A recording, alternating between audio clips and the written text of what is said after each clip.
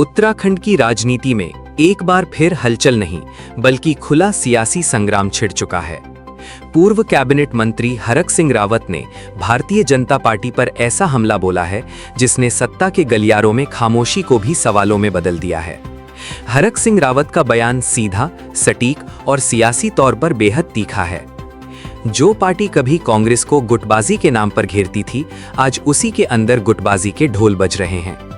उन्होंने बिना नाम लिए नहीं बल्कि साफ तौर पर अरविंद पांडे के हालिया बयानों का हवाला देते हुए इशारा किया कि बीजेपी के भीतर सब कुछ ठीक नहीं है।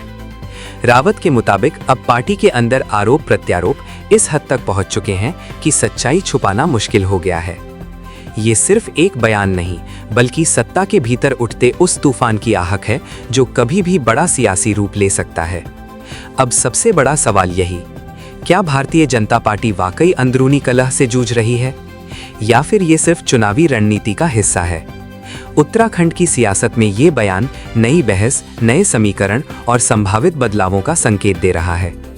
आने वाले दिनों में ये सियासी घमासान किस करवट बैठेगा, इस पर सबकी नजरें टिकी हैं।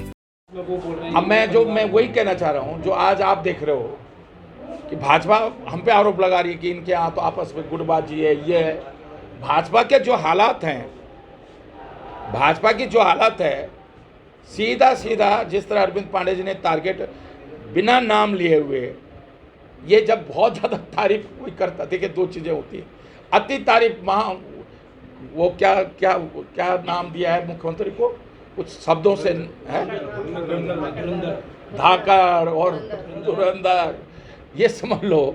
जब कोई ज़्यादा अति तारीफ करने लगे तो वो तारीफ नहीं होती है, वो इशारों में बहुत बड़ा कटाक्ष होता है या इशारों में बहुत बड़ा विरोध होता है।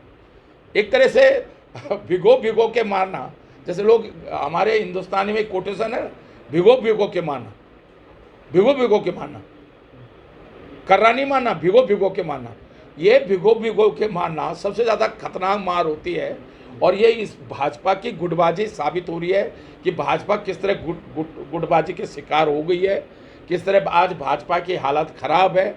आज मैं सोचता हूँ एक विधायक खुल के अगर इस तरह मुख्यमंत्री के लिए इस तरह शब्दों का प्रयोग कर रहा है, व्यंग मार रहा है, कटाक्ष कर रहा है, भिगो के मार रहा है, पुलिस पे आरोप लगा रहा है, कप्तान पे आरोप लगा रहा है कि कप्तान ने मेरे बेटे को ज़बरदस्ती फंसाया, तो ये निश्चित रूप से एक बार सरकार को सोचना चाहिए कि या तो सरकार विधायक ने जो आरोप लगाए हैं पुलिस पर उसकी जांच करा ले, अगर विधायक गलत बोल रहा है तो विधायक के खिलाफ कार्रवाई हो, और अगर विधायक सही कह रहा है तो किसके इशारे पर पुलिस ने इस तरह की कार्रवाई की है, इस बात पर निष्पक्षता से जांच। लेकिन सवाल ये